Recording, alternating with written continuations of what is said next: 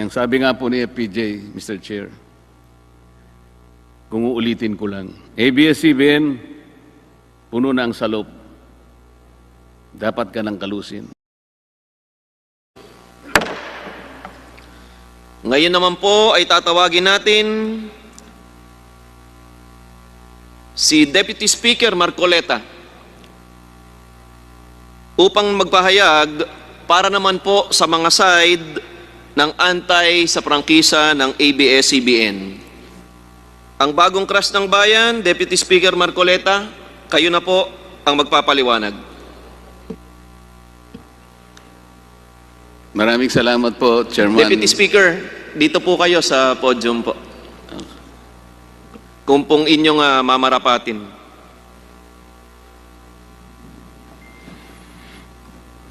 Maraming salamat po, Chairman Alvarez at Chairman Alvarado.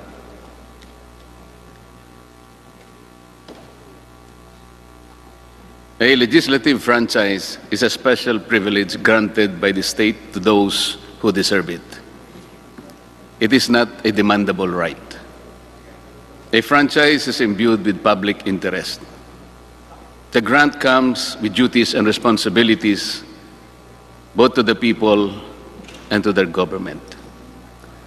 ABS-CBN came before this joint committee with the burden to convince each one of us that it has conscientiously and faithfully discharged those duties and responsibilities from the time it was granted the privilege to operate a broadcasting company under its previous franchise.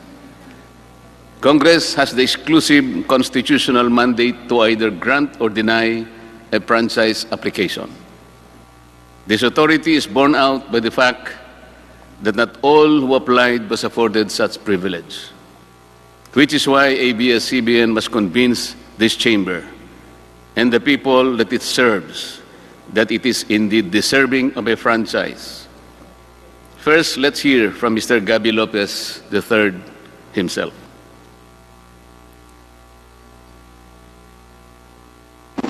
Ang sabi po ni Mr. Lopez sa kanyang mga pahayag, "In my heart, I am Filipino." Tama po ba yun, Mr. Lopez? Yes, Your Honor. Okay. Madaling sabihin po kasi ito, Mr. Lopez. At kung hindi naman po dalawa ang puso ninyo, pwede ko bang itanong sa inyo, saan bahagi po ng dibdib ninyo ilalagay po si Uncle Sam? Mr. Lopez? Sa dibdib po. Ano po? Hindi po sa dibdib. Saan po? Dalawa lang po po. Isa lang ang puso ninyo.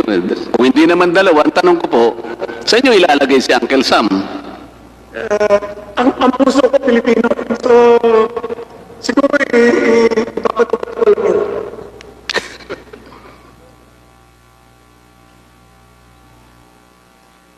Ipinanganak sa Amerika, nag-aral sa Amerika, nagnegosyo sa Amerika, bumoto sa Amerika, ginamit ang American passport sa maraming yugto ng kanyang buhay at paglalakbay.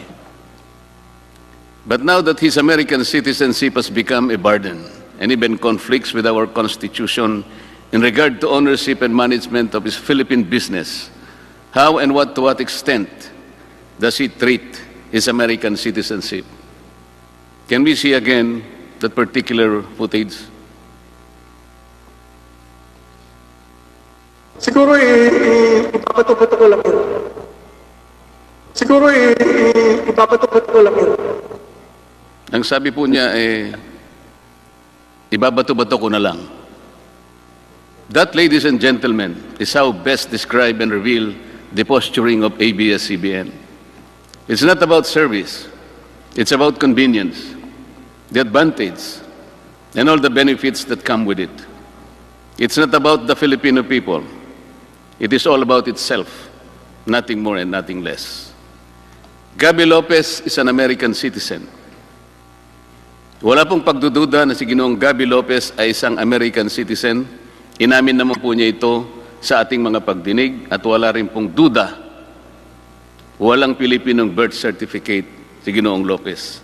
Inamin po niya na hindi iniregister ng kanyang mga magulang ang kanyang pagkapanganak sa Amerika sa pinakamalapit na konsulado o embahada ng ating bansa.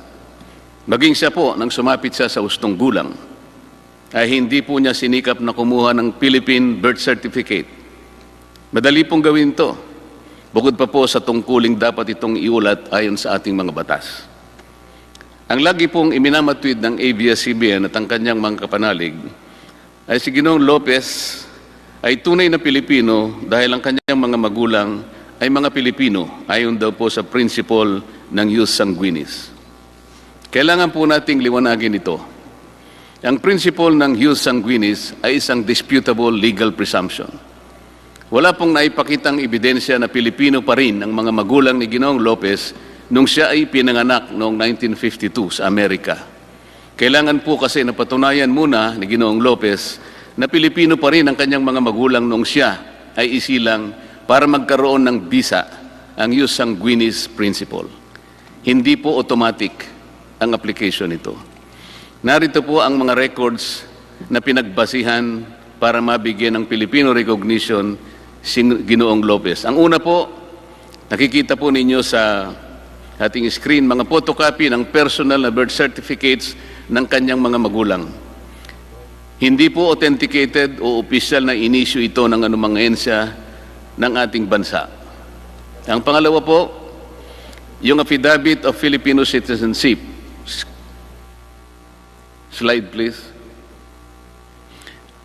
Na ginawa ng ina ni Ginoong Lopez noong Enero 20, 2000. Halos 50 taon pagkatapos may panganak si Ginoong Lopez. Sa mata po ng ating batas, ang isang affidavit ay isang self-serving testimonial evidence at ang tinatanggap lamang ay mga hindi maitatangging mga documentary o tinatawag na object evidence. Katulad halimbawa po ng Philippine passport ng kanyang mga magulang noong ipinganak si Ginoong Lopez. Pangatlo, Philippine passport ni Mrs. Conchita Lao Lopez na ipinagkaloob sa kanya noong January 27, 1998. Ang problema po dito ay inisyu po ito 46 na taon nang nakararaan pagkatapos na mapanganak si Ginoong Lopez at hindi katibayan na simulat sa pool ay may hawak na Philippine passport ang kanyang ina. Dahil po dito ay makikita mismo sa records ng Bureau of Immigration and Deportation at ng Department of Justice ang mga sulat kamay na minota ng evaluator noong March 27, 2001. Makikita po sa slide, kaugnay ng aplikasyon ni Ginoong Lopez for Filipino recognition, nakasulat po ay ganito.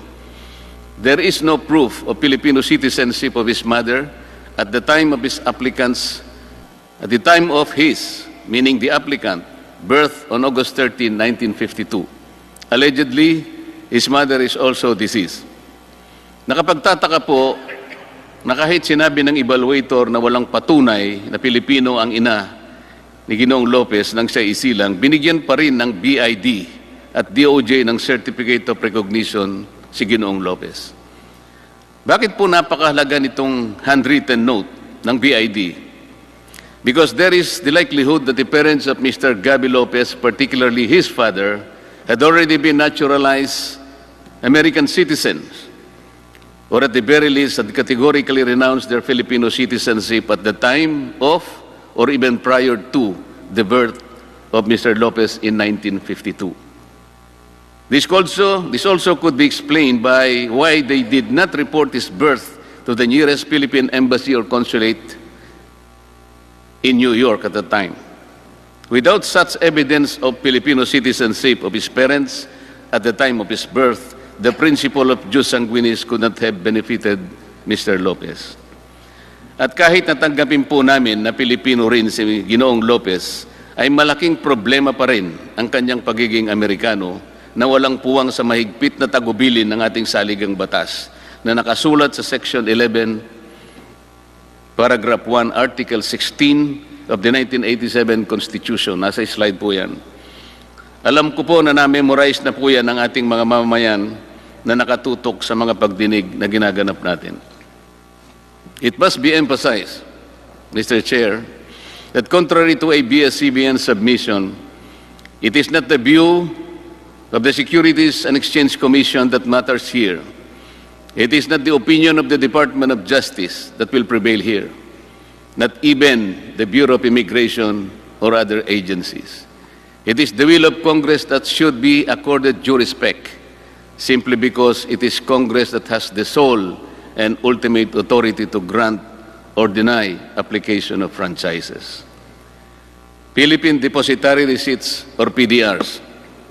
The hearings also proved that ABS-CBN, through a shell company organized by Lopez Incorporated, also violated the constitutional restriction on foreign ownership and participation when it sold 187 million PDRs to foreigners, or 62.6% of the over 298 million PDRs issued by ABS-CBN Holdings Corporation, to which the same number of underlying shares of ABS-CBN were transferred.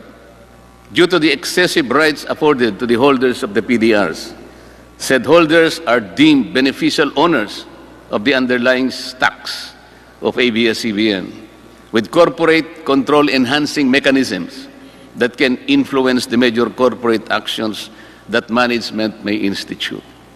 This is again a clear circumvention of Article 16, Section 11 of the 1987 Constitution. Kahit na ABS-CBN Holdings ang nasa papel ng pagmamay-ari o karapatang bumoto sa shares ng stock representing the PDRs, hindi nito pwedeng ibenta ang mga nasabing shares dahil may contract of pledge with the Philippine Central Depository to hold the same in behalf of the holders as security for certain obligations of ABS-CBN Holdings Corporation. Hindi ba malinaw na pagbibigay ng kontrol ito sa mga dayuhang may hawak ng PDRs? Nandyan po sa slide yan. Lumitaw rin po sa aming pagsusuri ng mga foreign holders ay may option din na baguhin ang kanilang karapatan na sinasaad sa PDRs. Bagay na wala sa kontrol dito ang ating Securities and Exchange Commission. Bukod pa sa kanilang tanging karapatan na isalin o ibenta ito kahit kaninong individual, kahit walang pagsang-ayon ang Securities and Exchange Commission. Ang sabi nga ng isang prinsipyo sa batas, what cannot legally be done directly should not be done indirectly. Sa madaling salita, Mr. Chair, ang hindi dapat gawin sa patago, dapat itong gawin ng may pagsusumamo. Ang iminamatid dito ng ABS-CBN ay ginamit naman daw ang PDRs bilang isang legal na instrumento sa maraming bansa. Ngunit ang hindi nila sinasabi ay wala namang restrictions ang mga ibang bansa tungkol sa pagmamay-ari o pamamalakad ng mass media sa kanilang mga bansa, gaya ng tagubilin sa atin. Gaya po sa Amerika, kahit 100% Filipino-owned ang TV o radio company, papayagan po ito. TV Plus and KBO pay-per-view. During the hearings, it was also proved, without doubt, ABS-CBN violated its franchise by airing multiple channels through its TV Plus. It was also proved that it sold digital receivers of black boxes to the viewing public without the approval of the NTC. It was also proved that it offered pay-per-view events in TV Plus without the approval of the NTC. Pati nga po ang laban ni Senator Pacquiao at Mayweather na walang pahintulot mula sa NTC, pinalabas din na may bayad. Lahat po ng ito ay pinatunayan ng chairman o chairperson ng NTC nang tayo ay dumidinig sa mga bahaging ito. NTC itself confirmed that based on its existing regulations, ABS-CBN was not authorized to encrypt or lock non-paying public its TV Plus channels using its free-to-air frequency under its franchise. Nasa slide po yan.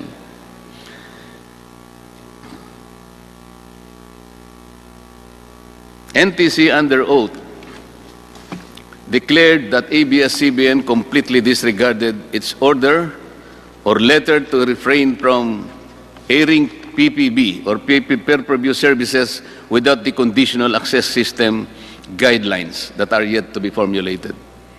ABS-CBN even utilized the platforms of its subsidiaries, namely Sky Cable Corporation, Amkara Broadcasting Network, and ABS-CBN Convergence in launching these illegal activities which, by the way, also compromised the respective franchises that are also being considered along with that of ABS-CBN. Nagkasala ang ABS-CBN dito ng maraming beses. Pinangunahan nito ang NTC habang ito ay abala pa sa paggawa ng reglamentong ipatutupad sa tinatawag na conditional access system para sa pay-per-view. Sinadya nila ito sa kagustuhan nilang makinabang at kumita kahit wala pang itinakdang regulasyon, taliwas sa nakasaad sa termino ng kanilang prangkisa. Kung susumahin nga po ang multa doon lamang sa pagbebenta at paggamit ng, sabihin na lang nating 5 milyon na black boxes sa loob ng 5 taon at 4 na buwan, ang kwenta po ay aabot sa 1.97 trillion pesos. Hindi pa po natin sinasama dyan ang violation ng multiple channels. Alleged black timing with Amkara. Ganito rin ang napatunayan na ginawa ng ABS-CBN nang gamitin nila ang Channel 43 para lumipat mula sa analog papunta sa digital system. Mula pa sa demonstration period na ibinigay ng NTC sa ABS-CBN, na hanggang June 30, 2015 lamang, ito ay nagpatuloy sa pag-broadcast ng TV Plus at pay-per-view incidents hanggang ito ay umabot ng 5 taon at 4 na buwan. At 1 taon bago matapos ang prangkisa ng ABS-CBN at Amkara, ay ibinenta ng ABS-CBN ang 49% ng kanyang pagmamayari dito sa Amkara na nagkukuha black timing lang ang lahat para mapagtakpan ang paggamit ng TV Plus sa pag-akala nito ng prangkisa ng Amkara ay hindi mapapansin na paso na rin noon pang May 4, 2020. Nabuko pa ang ABS-CBN ng mapatunayan sa pagdinig na hindi black time ang arrangement nila kundi isang use of rack na ipinagbabawal po sa prangkisa. Ito po ay dahil sa pag-amin na rin ni Ginoong Karandang na halos 24 na taon ay ABS-CBN ang gumagamit ng kanilang frequency gamit ang sariling logo, tauhan at pasilidad sa pag-ere ng kanilang programa. Pati nga ang kanilang transmitter na pinatunayan ng NTC at ni Ginoong Karandang na patuloy na ginagamit kahit sila ay may cease and desist order na tinanggap mula sa NTC noong May 5, 2020. Sa kabila po ng pagsiguro sa akin ni Ginoong Carlo Katigbak na sarado na ito dahil sa raw mismo ang nag-utos. Marami po ang makakasuhan ng perjury rito. For 24 hours a day, 7 days a week, for the past 24 years, ABS-CBN did broadcast all its shows through the Studio 23 frequency of Amkara with only 3 hours sign-off. Nasa slide po yan. Amkara has no shows of its own. It has no other client except ABS-CBN. This is use of rack, not black timing. And ABS-CBN and Amkara have to face the legal consequences for this deliberate misrepresentation. At sa isang bahagi po ng pagdinig ay muli na naman po nilang tinangka ng ABS-CBN na palitawin na tuloy po ang usapan nila matapos ibenta na nito ang 49% sa pag-aari ng Amkara. Nang tanungin ko po ang Amkara kung papaano nila ito gagawin, samantalang mayroon ng petisyon sa NTC na pagtibayin ng deed of assignment ng Amkara at Asian Multimedia and Production Company na kailang pinagkasunduan noon Marso 12, 2019, ay wala na pong naisagot si Ginoong Karandang at inamin na po niya lahat na napatunayan ng bahaging ito ng ating pagdinig. Ang Asian Multimedia ay pag-aari ni Ginoong Federico Garcia, isang retiradong opisyal ng ABS-CBN. This surreptitious use of Amkara as an artifice demonstrates a familiar pattern, Mr. Chair.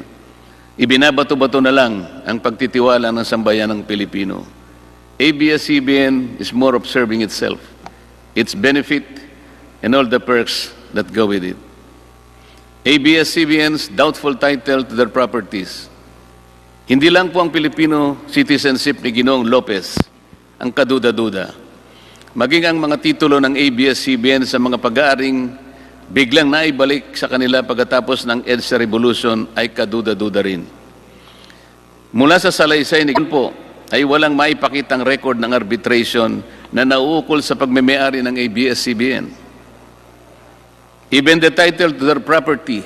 Cong Marcoleta, suspend muna tayo sandali. May technical difficulty lang. Hearing suspended.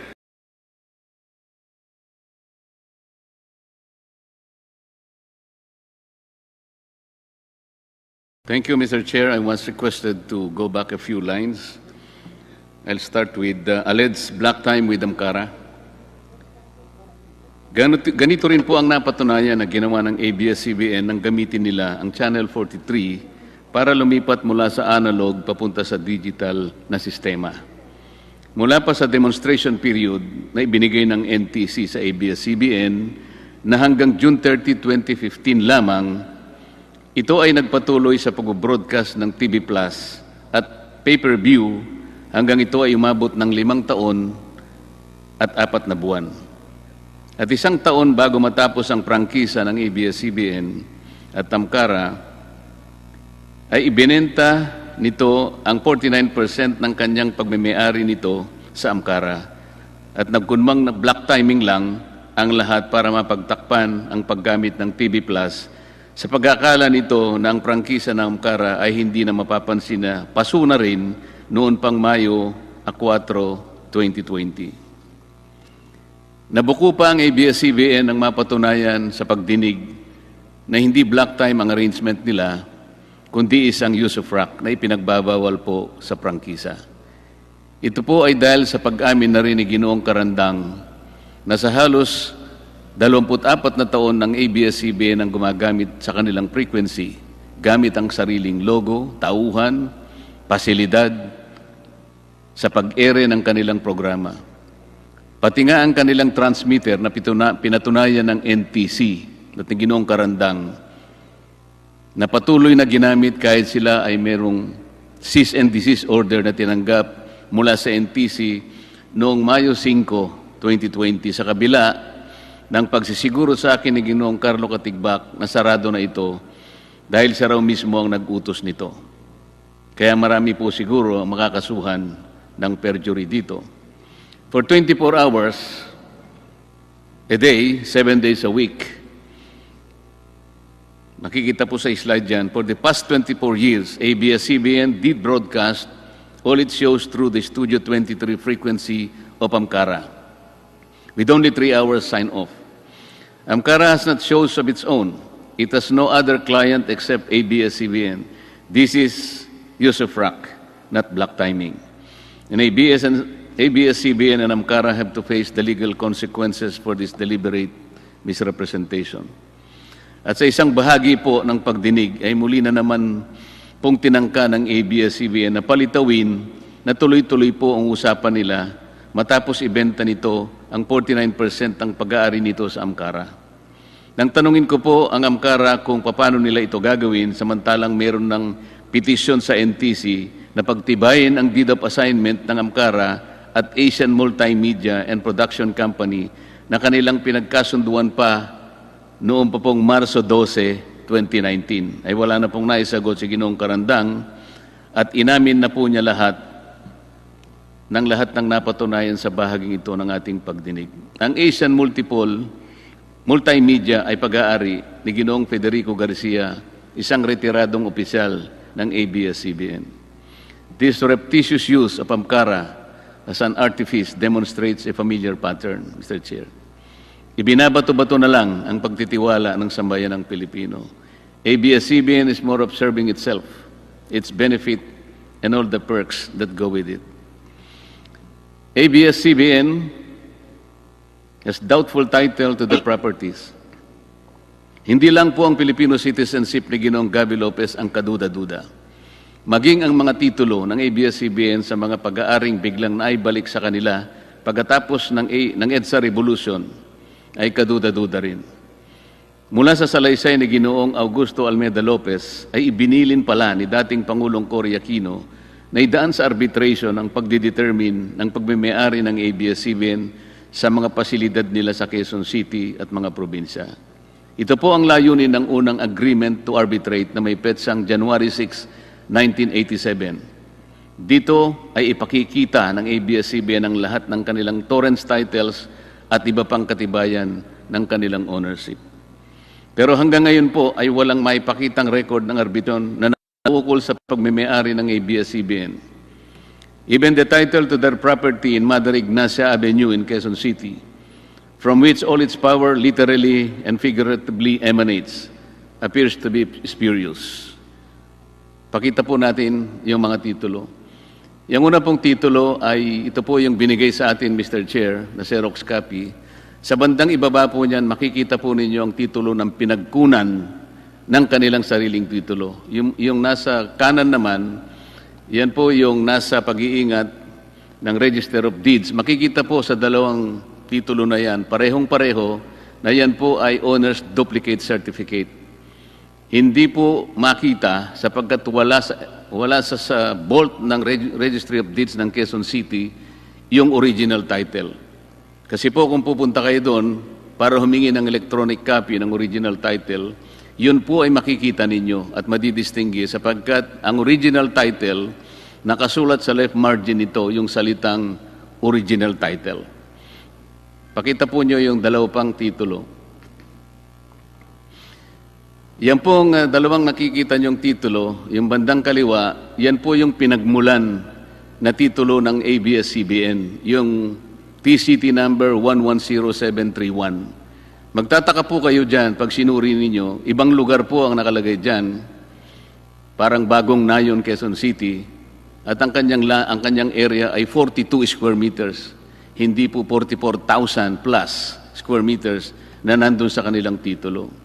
Yan naman pong nasa kanan, Mr. Chair, yun po ang kakambal na numero ng titulo ng ABS-CBN. Meron din silang titulo 125702. Sa mga tweet, dalawang titulo pong magkamuka, magkapareho. Yung isa po ay ibang lugar na naman, pero yan ay 400 square meters lang. Ang nakakapag-intriga pa po dyan, Mr. Chair, meron pong minota na nakalagay for provisional registration. Pero 53 taon nang nakararaan, hindi naman po nila makita o hindi maipakita sa atin yung kopya ng petition for registration. Ang katibayan na maaring wala pong ganun, sapagkat hindi man lang naka-annotate do sa likod ng titulo na dapat sana ay naka-annotate po yung petition for registration sa likod ng titulo. Wala po. At the very least, Mr. Chair, makikita natin doon yung title ng kaso, Petition for Registration or Petition for Provisional Registration, yung case number, at pati na po yung pangalan po ng korte. Halimbawa po, Branch 110 ng Regional Trial Court ng Quezon City. Wala po lahat yun. Kaya talaga pong kaduda-duda yung titulo mismo ng ABS-CBN diyan sa Mother Ignacia na kung saan nandyan po ang kanilang headquarters. Ito po siguro ang dahilan, Mr. Chair, kung bakit ipinasya ni Pangulong Cory Aquino na idaan ang lahat sa arbitration. Sa kasamang palad, wala nga po silang maipakita ng record ng arbitration na ito hanggang sa ngayon. Tax evasion. It was conclusively proved that ABS-CBN and its subsidiaries engaged in complex schemes to unjustly avoid paying taxes or unconscionably reduce the taxes due to the government. Nakasaad po sa prangkisa ng ABS-CBN na dapat itong magbayad ng tama at kaukulang buwis sa pagtuos ng BIR. But ABS-CBN used its wholly owned subsidiary, Big Dipper Digital Content and Design, Inc., a PESA-registered IT company as a convenient tax shield to deprive the government of billions in revenues. Lumitaw po sa pagdinig na bilang isang PESA-registered company, ang Big Dipper ay exempted sa pagbabayad ng buwis sa unang 6 na taon nito. Pagkatapos nito ay lilipat siya sa 5% na pagbabayad ng tax on gross income, napakaliit kung ihahambing sa hindi PESA-registered company na nagbabayad ng 30%. of its taxable income, maliban pa sa iba't iba pang national and local taxes.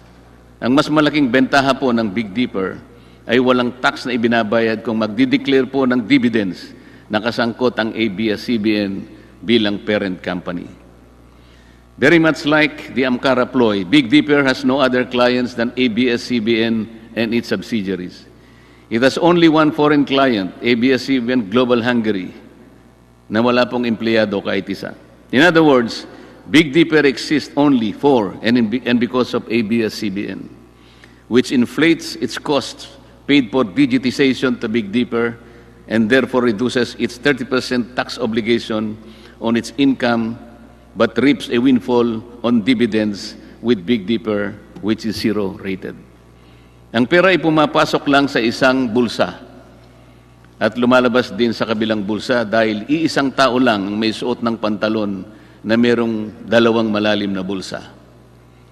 By taking advantage of the Philippine Export Processing Zone, Big Dipper was able to significantly reduce its costs while inflating its income courtesy of its client relatives.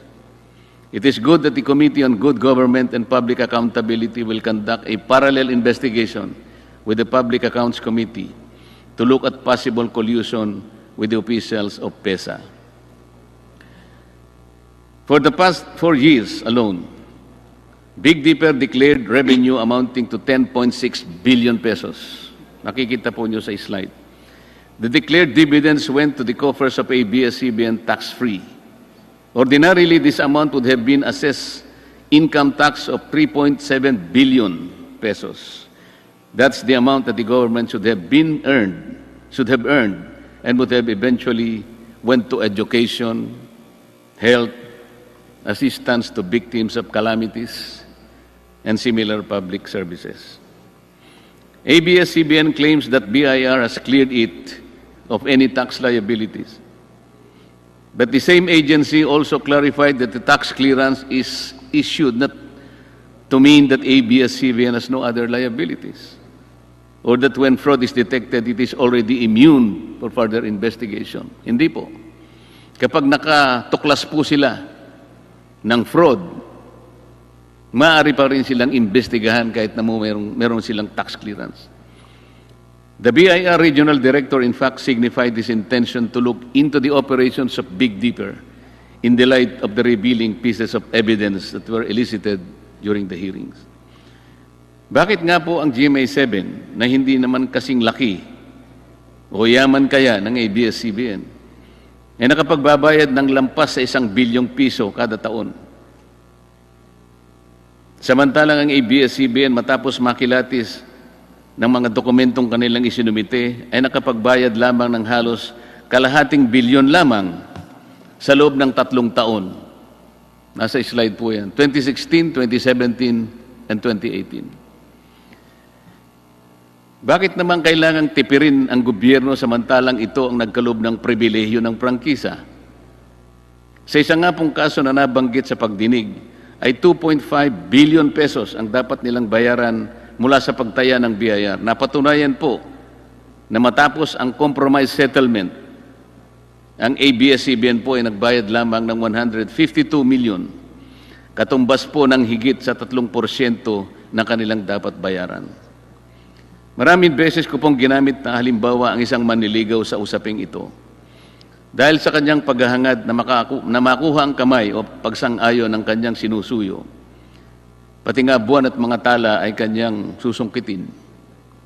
Isang pribilehyo kasi na makamit mo ang kanyang pagsang-ayon. Ang prangkisa ay isa ring pribilehyo, Mr. Chair.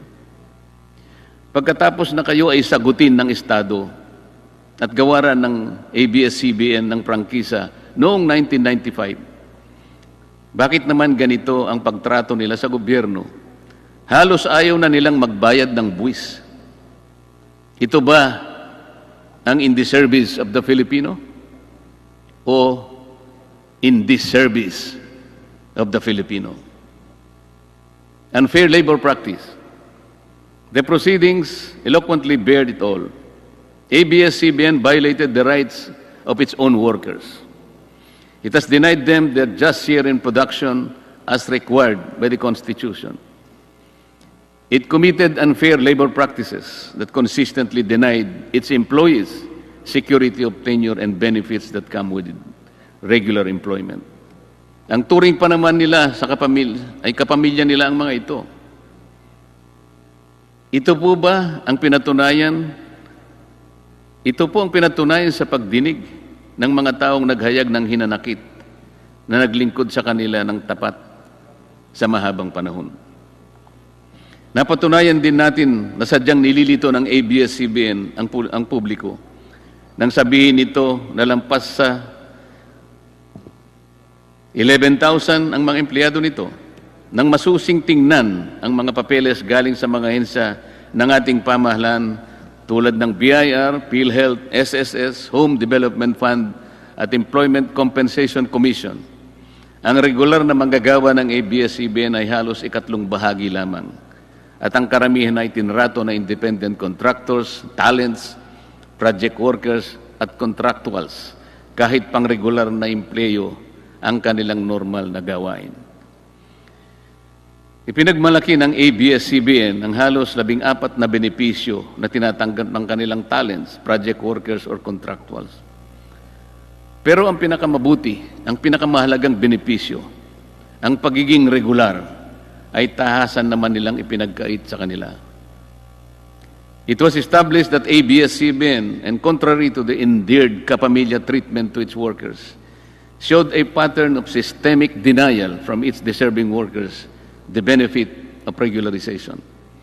Time and again, the Supreme Court ruled in favor of the aggrieved workers who were deemed employees given the basic test that what they do is within the network's control, as it is desirable and necessary to the business of ABS-CBN.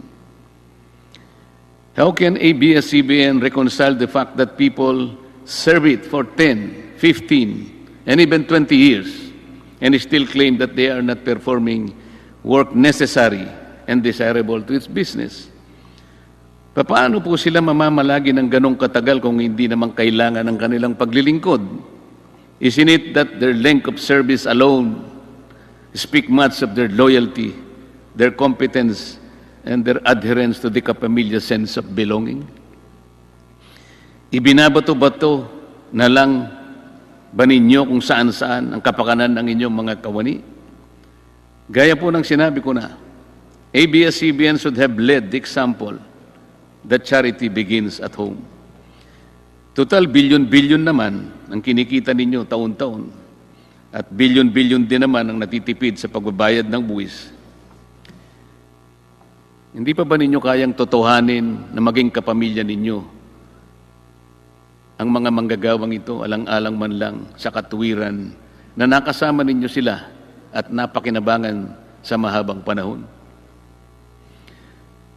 Ngayon, ginagamit na naman sila ng ABS-CBN sa dahilan para bigyan sila ng bagong prangkisa. Hindi lamang po sila, pati ang mga kababayan nating pinasasaya nila. Kanina lang po ay nakita natin muli ang kanilang isa-isang paghibik na kung isasara ang ABS-CBN, mawawalan sila ng tagatangkilik, tagatulong, tagapagbigay ng pag-asa, tagapagbigay ng kapanalig nila sa bawat yugto ng kanilang buhay. Nakita po natin lahat yun. Pero ang palagi nating sinasabi, magagawa naman po yan ng ABS-CBN sapagkat yan ang pinakamalaki na broadcasting industry sa ating bansa. Magagawa naman niya yan sapagkat yan ang tungkulin niya talaga kung bakit siya kumuha ng prangkisa. Pero mas lalo niyang magagawa, Mr. Chair, na sumunod sila sa batas habang ginagawa nila ang kanilang tungkulin. Sinabi ba nila sa kanilang mga taong binibigyan ng entertainment na dapat huwag silang singilin sapagkat ang prangkisang ibinigay natin sa kanila 25 years ago ay libre? Ang tawag nga natin free-to-air frequency. Ang ibig sabihin, hindi po kayo pwedeng magbenta ng black box pagkatapos pasisingil nyo sa kanila. Sisingilin nyo sa kanila. Hindi kayo pwedeng magbigay ng maraming channels para exclusive, para ilak ninyo, para maging encrypted, Sapagkat kapag bumili sila ng pangkaraniwang digital receiver o black box, hindi nila mapapanood yun. Kailangan magbayad ang tao. Ganun po ba yung pinaliwanag nila nung i-launch nila ang TV Plus? Hindi po. May panlin lang. May pandaraya. Dapat sana binigay yun ng libre. 12 channels, lalong napasaya ang mga tao. Lalong gumanda ang prestigyo at ang imahe ng ABS-CBN. Sapagkat walang siningil kahit isang kusing mula sa ating kababayan. Sapagkat yun ang tungkulin nila sa kanilang prangkisa. Yun ang sinumpaan nila sa kanilang prangkisa. Pero kabaligtaran ang nangyari. Pero ngayon, gagamitin nila ang mga taong bayan. Kabaligtaran na naman ang pinapaliwanag. Hindi ba't ABS-CBN naman ang unang dahilan kung bakit ang mga manggagawa ay naging kawawa? Dahil hanggang ngayon, ay binabato-bato lang nila ang kaparapatan ng kanilang manggagawa. Political bias and bias reporting. ABS-CBN has been biased in favor or against candidates during past elections is already common knowledge. Kahit paulit-ulit na itanggi ito, kahit magtago pa ito sa likod ng press freedom at doktrina ng fair comment, alam na natin ito. Ito ay wala ng bago. Kapag gusto ka ng ABS-CBN, bibigyan ka ng exposure sa pamamagitan ng interview, balita sa news, programs, at i-feature ka sa mga entertainment shows. Kung ayaw ka, tiyak na babatikusin ka, hanapan ka ng butas, lalagyan ka ng slant o anggulo sa balita na sangkot ka, at hindi ka bibigyan ng pagkakataon para sumagot o magpaliwanag. Kanina po yung mga ilang detalya ng kanilang pagmimayari sa mga ibang industriya ibinanggit na ni Congressman Defensor. Totoo po lahat yun. Nagagamit po ang lahat ng ito na plataforma para gumawa sila ng kanilang sariling mga opisyal sa gobyerno. Tutulungan nila para maproteksyonan ang kanilang mga industriya. Ibig sabihin, hindi po in the service of the Filipino. In the service of the Filipino ang mas tamang angkop. We heard some of our colleagues who ventilated their complaints. When asked, Mr. Carlo Katigbak confirmed that their sentiments are valid, and he publicly made a commitment that everyone will be accorded the chance to air their sides in his network. The offer obviously came too late in the day.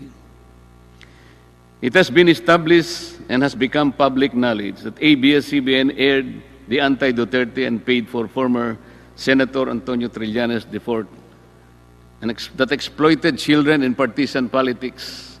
And despite the fact that it happened on the last day of the election period, when candidate Duterte had no more chance to react or clear his name in the same media network. Mabuti na lamang po at nag-issue ng TRO ang korte sa petisyon ni Speaker Alan Cayetano na noon ay Vice President ni Pangulong Duterte. Ayan po yung mga slides para sa inyong kapakanan. But it is not the bias reporting and the negative campaign per se that is insidious. It is the use of ABS-CBN's network to influence the outcome of political exercise, not for public good, but for its narrow political end that will inure to the advancement of ABS-CBN's corporate interests. Political partisanship is contrary to the terms of its legislative franchise and in violation of the Omnibus Election Code. Uulitin ko po ang sinabi ko na sa umpisa pa ng pagdinig natin. Hindi na dapat maimpluwensya ang mga mamamayan sa pakikialam ng ABS-CBN sa politika. If ABS-CBN wants to be in the service of the Filipino people, it should stop mixing up its economic objectives with the simple aspirations of the ordinary citizens. These two are different and poles apart. At this point, please allow me to address the ABS-CBN's contention that possible denial of its franchise application is tantamount to violation of freedom of the press and of free speech.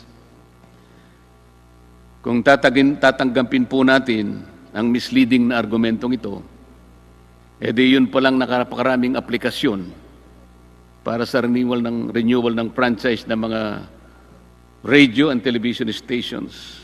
Noon, ay dapat pala pinagbigyan na lang natin lahat, Mr. Chair. At hindi natin siguro sila inayawan. Kung yun po yung argumento lang. Pero hindi po eh.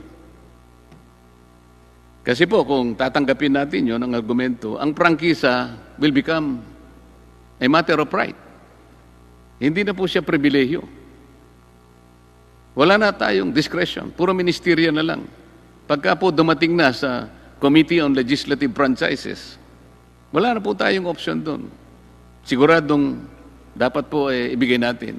Sapagkat pag hindi natin ibinigay, sasabihin nila, oh, that is a violation of free speech. Hindi po ganun. That will be in direct violation of the mandate reposed by the Constitution to Congress as the guardian of this special privilege. Unable to repel the avalanche of evidence against the grant of a new franchise, ABS-CBN Corporation tries a new tact. Very recently, they asked for prayers, words, and actions, and pleaded for help, saying that it's no longer about business for them, but about the kind of system and country and leadership we want. Ito po yung sinabi nila, quoted po ito sa social media and other platforms. But how can ABS-CBN manage to still reverse the tide of public opinion against it when their phalanx of lawyers and accountants prove inadequate to the evidence-based interpellations on the floor that expose their ruse and legerdemain? The last 2 days of the hearing told it all. The defenses of ABS-CBN finally crumbled in tatters, and for all the people to see. The irony is ABS-CBN's appeal to flood, I will quote this again, to flood social media pages with positive stories about ABS-CBN. Apparently, the network, Mr. Chair, is the only one left to believe in the rectitude of its cause or the lack of it. Mr. Chair, maybe they are living in a parallel universe.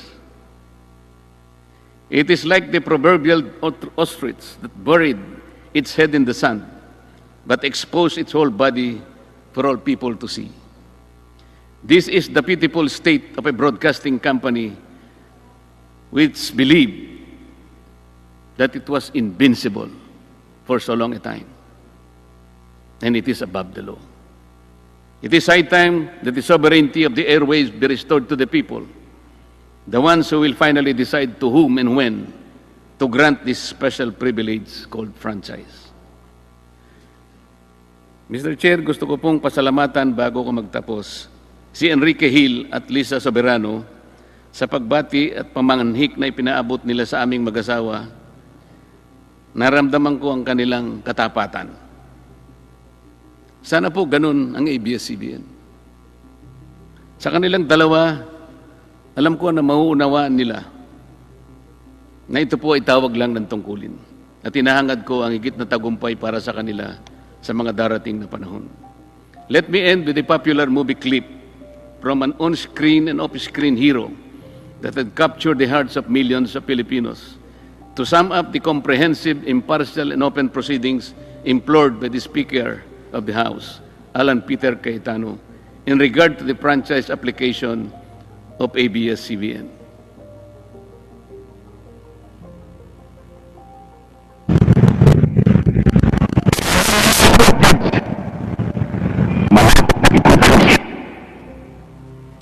Yang sabi nga po ni FPJ, Mr. Chair, kung uulitin ko lang, ABS-CBN, puno na ang salop. Dapat ka ng kalusin. Maraming salamat po.